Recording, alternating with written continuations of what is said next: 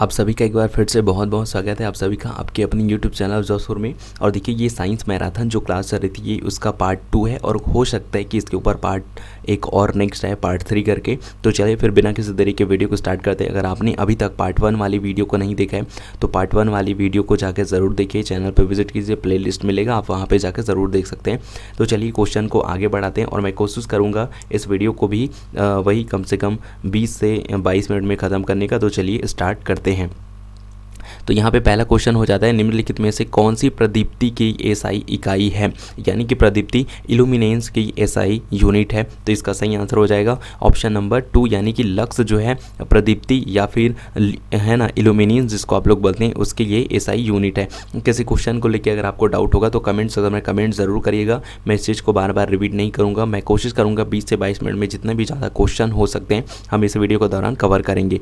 Okay, सो यहाँ पे दूसरा क्वेश्चन है कि चिकनी अंतः प्रद्ययी जलिका खालिस्तान के उत्पादन से जुड़ी हुई है। तो इसका सही आंसर क्या हो जाएगा? इसका सही आंसर हो जाएगा ऑप्शन नंबर 3, यानी कि पहला और दूसरा जो है इसका, यानी कि संद्राप, स्टेरॉइड और लिपिड से। अगला सवाल है, वॉशिंग सोडा का रासायनिक नाम क्या है? अब देखिए एक चीज़ और बता देता हूँ कि जो क्वेश्चन छोड़ने लायक होगा, जो क्वेश्चन आपके एग्ज़ाम के पर्सपेक्टिव से मुझे लगेगा कि ये क्वेश्चन ऐसे क्वेश्चन नहीं बनने वाले, मैं उसको स्किप कर दूंगा। तो यहाँ पे वॉशिंग सोडा का रासायनिक नाम क्या है? तो इसका सही आंसर हो जाएगा ऑप्शन नंबर 1, यानी कि सोडियम कार्बोनेट कहा जाता है। सोडियम कार्बोनेट होता है वॉशिंग सोडा का सूत्र या फिर रासायनिक नाम। अगला नंबर का सवाल है कि वीर्य कोश उदर गुहा के बाहर स्थित है। वीर्य कोश उदर गुहा के बाहर स्थित, आपको बताना है कि जो ये जो स्थान है ना, उसका मतलब लोकेशन क्या है। तो इसका सही आंसर हो जाएगा ऑप्शन नंबर 3, है ना, अंडकोश। अगला नंबर का सवाल है कि ग्लाइकोजन किस प्रकार का कार्बोहाइड्रेट का उदाहरण है? ग्लाइकोजन किस प्रकार की कार्बोहाइड्रेट का उदाहरण है? तो ग्लाइकोजन जो है आपका पॉलीसैकेराइड, यानी कि ऑप्शन नंबर 3 इसका सही आंसर हो जाएगा। ग्लाइकोजन जो है पॉलीसैकेराइड कार्बोहाइड्रेट का उदाहरण है। अगला सवाल है, यदि, चलिए इसको स्किप करते हैं। अगला सवाल यहाँ पे है कि इनमें से किसे स्ट्रेंजर गैस के रूप में जाना जाता है? आपको बताना है कि इनमें से किसे स्ट्रेंजर गैस के रूप में जाना जाता है। तो स्ट्रेंजर गैस के रूप में हम जानते हैं किसको? ज़ेनॉन को। अगला सवाल है, निम्नलिखित में से क्या एक मूलभूत भौतिक मात्रा है? आपको बताना है कि निम्नलिखित में से क्या एक मूलभूत भौतिक मात्रा है। तो इसका सही आंसर हो जाएगा ऑप्शन नंबर 2, यानी कि करंट या फिर धारा एक मूलभूत भौतिक मात्रा है, एक मूलभूत भौतिक फिजिकल क्वांटिटी है। अगला सवाल है कि खालिस्तान कीड़ों के अध्ययन से संबंधित है। कीड़ों के अध्ययन को क्या कहा जाता है? तो इसको कहा जाता है ऑप्शन नंबर 3, एंटोमोलॉजी कहा जाता है। कीड़ों के अध्ययन को इंसेक्टिस, है ना, जो इंसेक्टिस होते हैं उनकी जो स्टडी होती है उसे एंटोमोलॉजी कहा जाता है। अगला सवाल है, 2 फैदम के बराबर है। 2 फैदम आपको बताना है किसके बराबर है? तो 2 फैदम होता है 12 फीट, ऑप्शन नंबर 2 सही हो जाएगा। 2 फैदम जो है 12 फीट के बराबर होता है। अगला सवाल है, निम्नलिखित में से कौन सी मात्रा स्थिर रहती है और एक स्थान से दूसरे स्थान पर नहीं बदलती है? आपको बताना है कि वह मतलब कौन सी मात्रा है जो एक स्थान पर जो वैल्यू है वो दूसरे स्थान पर भी एज इट इज बनी रहेगी, उसमें किसी प्रकार का आपको चेंजेस देखने को नहीं मिलेगा। तो वो होता है आपका द्रव्यमान में। ओके, अगला सवाल है, निम्न में से कौन सा सूक्ष्म पोषक है? आपको बताना है कि निम्न में से कौन सा सूक्ष्म पोषक है। तो इसका सही आंसर हो जाएगा ऑप्शन नंबर 4, यानी कि मैग्नीज, है ना। मैग्नीज जो है ये एक क्या है? सूक्ष्म पोषक है। अगला सवाल है कि पृथ्वी की सतह पर, देखिए ये क्वेश्चन काफ़ी बार पूछा जा चुका है कई एग्जाम्स में, तो ये काफ़ी आपके एग्जाम के पर्सपेक्टिव से काफ़ी अच्छा क्वेश्चन हो जाता है कि पृथ्वी की सतह पर गुरुत्वाकर्षण के कारण त्वरण का मान क्या होता है? तो पृथ्वी की सतह पर जो होता है गुरुत्वाकर्षण के कारण त्वरण का मान होता है आपका 9.8 मीटर प्रति सेकंड स्क्वायर। तो इसका ऑप्शन नंबर 3 है, इसका सही आंसर हो जाएगा। अगला सवाल है कि अनावृत बीजी में भ्रूणपोष क्या है? आपको बताना है कि अनावृत्ति जो बीजी होते हैं उनमें भ्रूणपोष क्या है? तो ये होता है आपका अगुणित होता है, यानी कि हैप्लॉइड होता है। अगला सवाल है कि एक शरीर को संतुलित बल के तहत माना जाता है। एक शरीर को संतुलित बल के तहत माना जाता है जब शरीर पर कार्यरत परिणामी बल खालिस्तान होता है। तो आपको बताना है कि परिणामी बल क्या होता है जब एक शरीर को संतुलित बल के तहत माना जाता है। तो इसका सही आंसर हो जाएगा ऑप्शन नंबर 2, यानी कि शून्य बल होता है ना, बल शून्य होता है। अगला सवाल है, रतौंधी किसकी कमी के कारण होता है? आपको बताते हैं कि जो नाइट ब्लाइंडनेस है वो किसकी कमी के कारण होता है, कौन सा विटामिन की कमी के कारण। तो इसका सही आंसर हो जाएगा option number C, option number 3, यानी कि विटामिन ए की कमी के नाम से नाइट ब्लाइंडनेस होती है। अगला सवाल है ना, आपका अगला सवाल है कि ग्रंथ सूची या फिर ग्रंथ मिति या फिर है ना ब्लीब ओमेस्ट्री क्या है? तो ये आपका सूचना प्रबंधन उपकरण है, इंफॉर्मेशन मैनेजमेंट टूल है आपका ग्रंथ सूची या फिर है ना ब्लिम्ब्लो, है ना आपका बिब्लोमेट्री। अगला सवाल है कि निर्माता गैस है, आपको बताना है कि निर्माता गैस कौन सा है। तो इसका सही आंसर हो जाएगा, आई होप आप सबने दे दिया था, इसका सही आंसर है ऑप्शन नंबर 4 यानी कि कार्बन मोनोऑक्साइड और नाइट्रोजन का मिश्रण जो है निर्माता गैस है। अगला सवाल है कि अगला सवाल देख लेते हैं, नहीं इसको छोड़िए। अगला सवाल है कि ग्लूकोज में कार्बन का प्रतिशत कितना है? आपको बताना है कि ग्लूकोज में कार्बन का प्रतिशत कितना होता है। तो इसका सही आंसर हो जाएगा ऑप्शन नंबर 1, यानी कि ग्लूकोज में कार्बन का जो प्रतिशत है वो 40% होता है, ग्लूकोज में कार्बन की मात्रा। अगला सवाल है मछली में क्लोम या फिर गिल का कार्य होता है। आप सभी को, जैसे मैंने पिछले वाली वीडियो में पूछा था कि जो मछलियाँ होती हैं, मतलब है ना मछली जो है अपना श्वसन का कार्य किससे पूर्ण करती है? तो गलफड़े गिल्स से पूर्ण करती है। तो आई होप आप सब ने इसका आंसर ज़रूर दे दिया होगा कि मछली में जो क्लोम या फिर गिल्स होता है उनका कार्य क्या होता है? तो उनका कार्य होता है कि जल में उपस्थित या फिर विलेय घुलनशील ऑक्सीजन को अवशोषित करना। ओके, सो अगला सवाल है निम्नलिखित में से कौन सा एक कशेरुक नहीं है? आपको बताना है कि निम्नलिखित में से कौन सा एक कशेरुक नहीं है। तो इसका सही आंसर हो जाएगा ऑप्शन नंबर 3 दोस्तों, इसका सही आंसर हो जाएगा स्नेल या फिर घोंघा जो है आपका कशेरुक नहीं है। अगला सवाल है निम्न में से किसमें अधिक मात्रा में स्टार्च पाया जाता है? काफ़ी अच्छा क्वेश्चन है दोस्तों, आपके एग्जाम के पर्सपेक्टिव से आपको ज़रूर जानना चाहिए कि निम्नलिखित में से किसमें सबसे अधिक मात्रा में स्टार्च पाया जाता है। तो स्टार्च सबसे अधिक मात्रा में पाया जाता है चावल में, यानी कि ऑप्शन नंबर 2 इसका सही आंसर हो जाएगा। अगला सवाल है ना which organ stores fat soluble vitamins. आपको बताना है कि यहाँ पे कौन सा ऑर्गन है जो है ना फैट को सोल्यूबल विटामिन्स के रूप में स्टोर करके रखता है। तो ये रखता है आपका लीवर। ओके, सो अगला सवाल है जब वाष्प तरल में संघनित होता है, आपको बताना है कि जब है ना कब वाष्प जो है तरल में संघनित होता है, तो यह होता है आपका वह ऊष्मा को मुक्त करता है, तब वाष्प जो है तरल के रूप में संघनित होता है। अगला सवाल है हाइड्रोफोबिया क्या है? काफ़ी अच्छा क्वेश्चन है, देखिए ये बीमारी से संबंधित है, तो आपको बताना है हाइड्रोफोबिया क्या है। किसी व्यक्ति को अगर हाइड्रोफोबिया हो जाता है तो उसे किससे डर लगता है? तो इसका सही आंसर हो जाएगा ऑप्शन नंबर 1, यानी कि पानी का डर, है ना। तो जब हाइड्रोफोबिया किसी व्यक्ति को होता है तो उसे पानी से डर लगने लगता है, फियर ऑफ वाटर। अगला सवाल है कि पृथ्वी पर जीवन के इतिहास का अध्ययन करने के लिए जीवाश्मों का उपयोग करने वाला विज्ञान खालिस्तान है। आपको बताना है कि पृथ्वी पर अगर मानव जीवन के इतिहास का या फिर किसी भी जीवन का इतिहास का अध्ययन करना है तो जीवाश्मों का उपयोग करने वाला विज्ञान कौन सा है? तो ये विज्ञान है आपका ऑप्शन नंबर 3, है ना पैलियोंटोलॉजी या फिर जीवाश्म विज्ञान। अगला सवाल है कि यदि किसी परमाणु में प्रोटॉन की संख्या समान हो, ध्यान से सुनिएगा क्वेश्चन को, यदि किसी परमाणु में प्रोटॉन की संख्या समान हो लेकिन न्यूट्रॉन की संख्या असमान हो तो परमाणु कहलाएगा। तो परमाणु क्या कहलाएगा? परमाणु कहलाएगा आइसोटोप्स। ओके, सो अगला सवाल है एक पारा थर्मामीटर का कार्य सिद्धांत है। आपको बताना है कि एक पारा थर्मामीटर जो है कौन से सिद्धांत पे कार्य करता है? तो एक पारा थर्मामीटर कार्य करता है आपका कि गर्म करने पर पदार्थ का विस्तार। Okay, expansion of matter on heating. अगला सवाल है अगला सवाल यहाँ पे पूछा जा रहा है, अगला सवाल क्या पूछ रहा है देख लेते हैं। अगला सवाल यहाँ पे पूछा गया है कि निम्नलिखित में से कौन सा बहुत अत्यधिक है ना प्रतिक्रियाशील है, बहुत अधिक प्रतिक्रियाशील है और केरोसिन में रखा जाता है। तो देखिए ऐसा आपको यहाँ पे बताना है कि ऐसी कौन सी धातु है जिसको आप खुले में नहीं रख सकते। तो ये इसका सही आंसर हो जाएगा ऑप्शन नंबर 1 सोडियम। आपने देखा होगा कि सोडियम को हमेशा जो मिट्टी का तेल होता है उससे भरे या फिर केरोसिन के भरे जार में ही हमेशा रखा जाता है, क्योंकि वो अत्यधिक प्रतिक्रियाशील है ना। अगर उसको खुले में छोड़ दिया जाए तो वो वायु में बहुत ही आसानी से क्रिया कर लेता है। अगला सवाल है कि फाउंटेन पेन खालिस्तान के सिद्धांत पर कार्य करता है। आपको बताना है कि फाउंटेन पेन जो है वो किसके सिद्धांत पर कार्य करता है? तो फाउंटेन पेन काम करता है आपके है ना कैपिलरिटी के जो थ्योरम है उसके ऊपर या फिर प्रिंसिपल के ऊपर कार्य करता है, कैसिकता के सिद्धांत के ऊपर। अगला सवाल है निम्नलिखित में से कौन सी रक्त वाहिकाओं में वाल्व होते हैं? आपको बताना है कि निम्नलिखित में से कौन सी रक्त वाहिकाओं में वाल्व होते हैं। तो इसका सही आंसर हो जाएगा ऑप्शन नंबर 2 वेनस, या है ना, वेनिस या फिर नसें।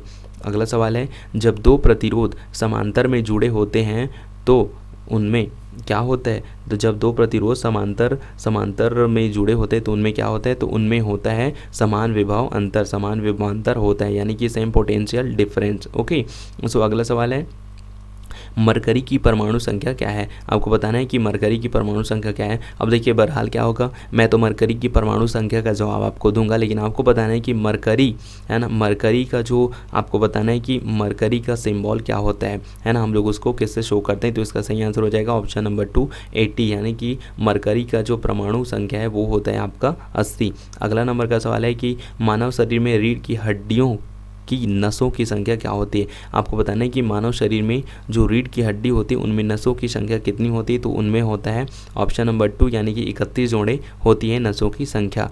अगला सवाल है कि चलिए इसको खैर छोड़िए। अगला सवाल है यहाँ पे, दो वस्तुओं के बीच के आकर्षण का गुरुत्वाकर्षण बल दोनों वस्तुओं के बीच की दूरी खाली स्थान होती है। आपको बताना है दो वस्तुओं के बीच के आकर्षण का गुरुत्वाकर्षण बल दोनों वस्तुओं के बीच की दूरी के खाली स्थान होता है, तो ये होता है इसके वर्ग के व्युत्क्रमानुपाती। ओके, सो अगला सवाल है, आयतन विस्तार के उच्चतम गुणांक वाली सामग्री को पहचाने। तो इसका सही आंसर हो जाएगा ऑप्शन नंबर 2 कठोर रबर, हार्ड रबर। अगला सवाल है कि साइक्लोहेक्सेन का सबसे स्थिर स्वरूप है। आपको बताना है कि साइक्लोहेक्सेन का सबसे जो मोस्ट स्टेबल स्वरूप कौन सा है। तो इसका सही आंसर हो जाएगा ऑप्शन नंबर 2 कुर्सी, चेयर। तो साइक्लोहेक्सेन का सबसे अच्छा स्थिर स्वरूप आप लोग देख सकते हैं कुर्सी में। अगला सवाल देख लीजिए, निम्नलिखित में से कौन सा जीव काला आजार का कारण बनता है? आपको बताना है कि जो काला आजार की जो है ना, जीवों में जो काला आजार की बीमारी होती है वो किसके कारण होती है? तो काला आजार होता है प्रोटोजोआ के कारण। उम्मीद करता हूँ क्वेश्चन आपको समझ आ रहे होंगे, है ना। देखिए कई क्वेश्चन ऐसे हैं जो बिल्कुल दिमाग से ऊपर में जाते हैं, लेकिन आप जो चीज़ समझ नहीं आता वीडियो को पॉज करिए और खुद पढ़िए, तब आप 2 से 3 बार जब आप रिपीट करेंगे तो एक ही बार में समझ जाएंगे, है ना। 2 से 3 बार में आप क्वेश्चन को आराम से समझ पाएंगे, क्वेश्चन हमसे क्या पूछ रहे हैं और क्या जवाब देना है। और आप जब वीडियो को पॉज करके देखेंगे, क्वेश्चन को खुद से रिवाइज करेंगे, तो एक चीज़ पता चलता है कि क्वेश्चन को और कितने प्रकार से जो एग्जामिनर है वो पूछ सकता है। अगला सवाल देख लीजिए, निम्नलिखित में से कौन विद्युत का बेहतर संचालक है? आपको बताना है कि निम्नलिखित में से कौन विद्युत का बेहतर कंडक्टर है या फिर बेहतर संचालक है। तो इसका सही आंसर हो जाएगा ऑप्शन नंबर 4, यानी कि सॉल्ट वाटर जो है इलेक्ट्रिसिटी का एक बेटर कंडक्टर होता है। अगला सवाल देख लीजिए, निम्नलिखित में से कौन सा विकल्प एक जनित जीव के लिए सबसे बड़ी ऊर्जा का स्रोत है? आई होप मैंने इससे और एक और क्वेश्चन किया था जिसमें मैंने बताया था कि मानव को अगर एनर्जी स्टोर करना है बहुत लंबे समय तक, तो वो किसका उपयोग करता है? वसा का उपयोग करता है। तो जस्ट ये भी उससे मिलता जुलता क्वेश्चन है, अगर आप ध्यान से पढ़ेंगे और समझेंगे तो आप इसका आंसर बड़ी आसानी से दे पाएंगे। क्वेश्चन एक बार फिर से पढ़ के सुना देता हूँ कि निम्नलिखित में से कौन सा विकल्प एक जीवित जीव के लिए सबसे बड़ी ऊर्जा का स्रोत है? तो इसका सही आंसर हो जाएगा ऑप्शन नंबर 3 एटीपी। ओके, अगर आप चाहें तो एटीपी का फुल फॉर्म मुझे कमेंट सेक्शन में कमेंट करके ज़रूर बता सकते हैं। अगला सवाल यहाँ पे पूछा जा रहा है कि पोटेशियम डाइसाइनो ऑर्गेनेटेड में रोमन अंक खाली स्थान को दर्शाता है। ये जो आपको रोमन अंक दिखाई दे रहा है यहाँ पर, है ना, ये रोमन अंक आई होप आपको दिखाई दे रहा होगा। तो ये किसको दर्शाता है ना, तो ये किसको दर्शाता है आपको बताना है। तो ये दर्शाता है आपके, है ना, केंद्रीय धातु आयन की ऑक्सीकरण स्थिति को। अगला सवाल है कि वायु श्वसन में ऑक्सीजन की क्या भूमिका है? आपको बताना है कि वायु श्वसन में ऑक्सीजन की क्या भूमिका है। तो वायु श्वसन में ऑक्सीजन की भूमिका होती है इलेक्ट्रॉन ग्राही, ऑप्शन नंबर 2 इसका सही आंसर हो जाएगा। अगला सवाल है कि वह कौन सी प्रक्रिया है जिसमें पदार्थ ठोस से सीधे गैसीय अवस्था में बदलता है? आपको बताना है कि वह कौन सी अवस्था है या फिर वह कौन सी प्रक्रिया है जिसमें पदार्थ ठोस से सीधे गैसीय अवस्था में बदलता है? तो इसका सही आंसर हो जाएगा ऑप्शन नंबर 4 है ना। सब्लिमेशन या फिर ऊर्ध्वपातन वह प्रक्रिया है जिसमें पदार्थ जो है ठोस से सीधे गैस अवस्था में बदलता है। अगला सवाल देखिए, प्रतिबिंब के बाद सतह से वापस आने वाली किरण क्या कहलाती है? आपको बताना है कि प्रतिबिंब के बाद सतह से वापस आने वाली किरण क्या कहलाती है? तो सतह से वापस आने वाली किरण कहलाती है प्रतिबिंब में प्रतिबिंबित किरण, रिफ्लेक्टेड रे। अगला सवाल है कि हैजा या फिर कॉलेरा और टाइफाइड किसके कारण होते हैं? काफ़ी इजी सवाल है और काफ़ी अच्छा सवाल है कि हैजा या फिर कॉलेरा जिसे हम बोलते हैं, हैजा और टाइफाइड किसके कारण होता है? तो हैजा और टाइफाइड होता है आपके जीवाणु बैक्टीरिया के कारण होता है। अगला सवाल है, किसी यौगिक के निर्माण के लिए तत्व कैसे संयोजित होते हैं? आपको बताना है कि किसी यौगिक के निर्माण के लिए तत्व कैसे संयोजित होते हैं। तो इसका सही आंसर हो जाएगा ऑप्शन नंबर 1, यानी कि एक विशिष्ट द्रव्यमान के अनुपात में। देखिए, जब भी आपको क्या है एक यौगिक बनाना है तो आप क्या करेंगे, जितने भी पदार्थों का आपको यौगिक बनाना होगा या फिर संयोजित करना होगा तो तत्व कैसे संयोजित करेंगे, कैसे कंपाउंड बनाएंगे, उनका सेम रेशियो में आप उनका जो है आप उनका अनुपात लेंगे और उसके बाद उसे कलेक्ट करेंगे। अगला सवाल है कि राइबोसोम निम्नलिखित में से किस अंग से जुड़ते हैं? आपको बताना है कि जो राइबोसोम्स होते हैं वो किस अंग से जुड़ते हैं? तो वो जुड़ते हैं आपके अंतःप्रद्ययी जलिका। ओके, सो अगला सवाल हो जाता है, निम्नलिखित में से किसका वेग सबसे अधिक होता है? आपको बताना है कि निम्नलिखित में से किसकी वेलोसिटी सबसे हाईएस्ट होती है? तो सबसे अधिक या फिर हाईएस्ट वेलोसिटी होती है आपकी गामा किरणों की। उम्मीद करता हूँ क्वेश्चन आपको पसंद आ रहे होंगे। अगला सवाल है, HNO3 का आणविक द्रव्यमान है। तो HNO3 का आपको आणविक द्रव्यमान बताना है। तो इसका आणविक द्रव्यमान होता है 63U। ओके, सो अगला सवाल है, पुरुष प्रजनन अंग जो शुक्राणु पैदा करता है वह क्या है? आपको बताना है कि पुरुष का वह प्रजनन अंग जो शुक्राणु पैदा करता है उसको क्या कहा जाता है? उसको कहा जाता है वृषण टेस्टिस। ओके, सो अगला सवाल है, निम्नलिखित में से किस रासायनिक यौगिक को क्लोड क्षार प्रक्रिया द्वारा प्राप्त किया जाता है? तो इसका सही आंसर हो जाएगा ऑप्शन नंबर 3, सोडियम हाइड्रोक्साइड। अगला सवाल है, वह अधातु कौन सी है जो प्रकृति में तरल रूप में पाई जाती है? जी, आपको बताना है कि वह कौन सी है ना। निम्नलिखित में से आपको बताना है कि वह अधातु कौन सी है जो प्रकृति में तरल रूप में पाई जाती है। तो इसका सही आंसर हो जाएगा ऑप्शन नंबर 2, यानी कि ब्रोमीन ही वह अधातु है जो प्रकृति में तरल रूप में पाई जाती है। अगला सवाल है कि ऑर्थोपॉड क्या है? आपको बताना है कि ऑर्थोपॉड क्या है या फिर ऑर्थोपॉड का क्या अर्थ है। तो इसका सही आंसर हो जाएगा ऑप्शन नंबर 2, है ना, ज्वाइंट लेग्स, यानी कि संयुक्त पैर होता है ऑर्थोपॉड का मतलब। अगला सवाल देखिए, अगला सवाल है यहाँ पे आपसे पूछा जा रहा है, किसी पदार्थ की ऊष्मा क्षमता को मापने के लिए प्रयोगशाला में किस उपकरण का उपयोग किया जाता है? एक बार क्वेश्चन को फिर से सुनिए, किसी पदार्थ की ऊष्मा क्षमता को मापने के लिए प्रयोगशाला में किस उपकरण का प्रयोग किया जाता है? तो यदि हमें किसी पदार्थ की ऊष्मा की क्षमता को मापना है तो हम लोग प्रयोग करेंगे किसका? कैलोरीमीटर का। अगला सवाल है, बैक्टीरियल ब्लाइट ऑफ राइट्स जीवाणु के कारण होने वाला पौधा रोग है। तो इसका सही आंसर हो जाएगा ऑप्शन नंबर 2, यानी कि जैंथोमोनास, है ना, जैंथोमोनास ओरिंजे। अगला सवाल है, निकल के कारण कौन सी बीमारी होती है? आपको बताना है कि निकल के कारण कौन सी बीमारी होती है। तो निकल के कारण होने वाली बीमारी है त्वचा रोग, है ना, डर्मेटिसिस। अगला सवाल है कि किस प्रकार के स्थायी उत्तक जलीय पौधों को तैरने में सहायता प्रदान करते हैं? किस प्रकार के स्थायी उत्तक जलीय पौधों को तैरने में सहायता प्रदान करते हैं? तो ये होता है आपका ऑप्शन नंबर 1, एरेनकाइमा। अगला सवाल है कि एक वेंचुरीमीटर वह उपकरण होता है जिसका उपयोग खाली स्थान की प्रवाह दर को मापने के लिए किया जाता है। तो इसका सही आंसर हो जाएगा ऑप्शन नंबर 1, यानी कि द्रव, है ना, द्रव की प्रवाह दर को मापने के लिए वेंचुरीमीटर का प्रयोग किया जाता है। अगला सवाल है कि कौन सी गैस आटा के फूले हुए प्रकटन के लिए जिम्मेदार है ना। आपको बताना है कि आटा जैसे हम लोग उसको वो करते हैं, है ना, जब तवे में सेका जाता है तो आटा जो है किसके कारण फूलता है? तो आपको बताना ये होता है किसके कारण? ये होता है आपका कार्बन डाइऑक्साइड के कारण ऐसा होता है।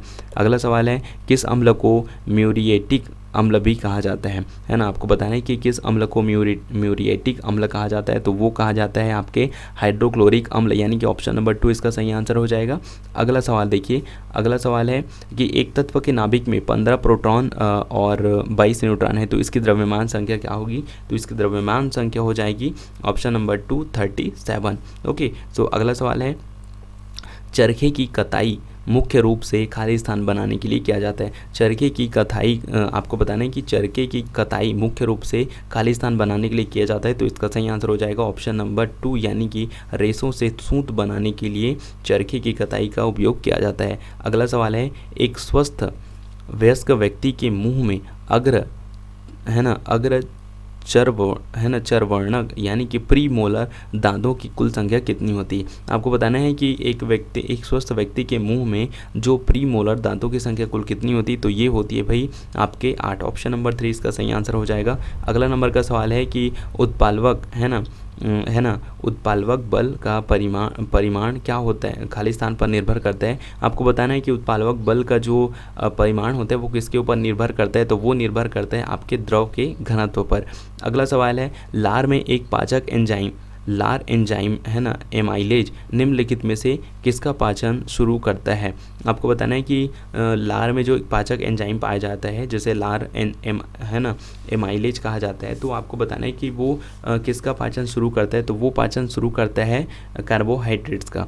अगला सवाल है, एक तरल में बहुत छोटे अघुलनशील कणों को खाली स्थान का उपयोग करके इससे अलग किया जा सकता है, तो इसका सही आंसर हो जाएगा ऑप्शन नंबर 3, यानी कि सेंट्रीफ्यूजेशन। अगला सवाल है, इक्का रेजिया का आम नाम क्या है? आपको बताना है कि इक्का रेजिया का आम नाम क्या है, तो इसका सही आंसर हो जाएगा ऑप्शन नंबर 2, नाइट्रिक एसिड और हाइड्रोक्लोरिक एसिड। अगला सवाल देख लीजिए, अगला सवाल है कि रीढ़ की हड्डी के इन क्षेत्रों में से किसमें रीढ़ की हड्डी की नसों को जोड़ों की अधिकतम संख्या होती है? क्वेश्चन एक बार फिर से पढ़ के सुना देता हूँ। रीढ़ की हड्डी के इन क्षेत्रों में किसमें रीढ़ की हड्डी की नसों के जोड़ों की अधिकतम संख्या होती है, तो इसका सही आंसर हो जाएगा ऑप्शन नंबर 2, यानी कि वक्षीय। अगला सवाल है, आहार रेशों के बारे में गलत कथनों की पहचान कीजिए। जो आहार रेशे होते हैं उनके बारे में आपको बताने की कौन सा कथन यहाँ पे गलत है, तो इसका सही आंसर हो जाएगा ऑप्शन नंबर 1, यानी कि वे विटामिन से भरपूर होते हैं। तो बाकी और जो स्टेटमेंट दिए गए वो बिल्कुल सही है, बाकी जो स्टेटमेंट है वे विटामिन के भरपूर होते हैं, यही बस ऑप्शन गलत है। तो उम्मीद करता हूँ आज के जितने भी क्वेश्चन थे आपको पसंद आए होंगे। इसके ऊपर एक और वीडियो आएगी, काफ़ी लंबा टाइम ड्यूरेशन हो गया, तो उम्मीद करता हूँ क्वेश्चन आपको पसंद आए होंगे। किसी क्वेश्चन को लेकर अगर आपके मन में डाउट होगा तो प्लीज़ आप कमेंट्स हमें ज़रूर राइट डाउन करिएगा। तो चलिए मिलते हैं नेक्स्ट वीडियो में, तब तक सबको bye bye, have a great day, जय हिंद, वंदे मातरम।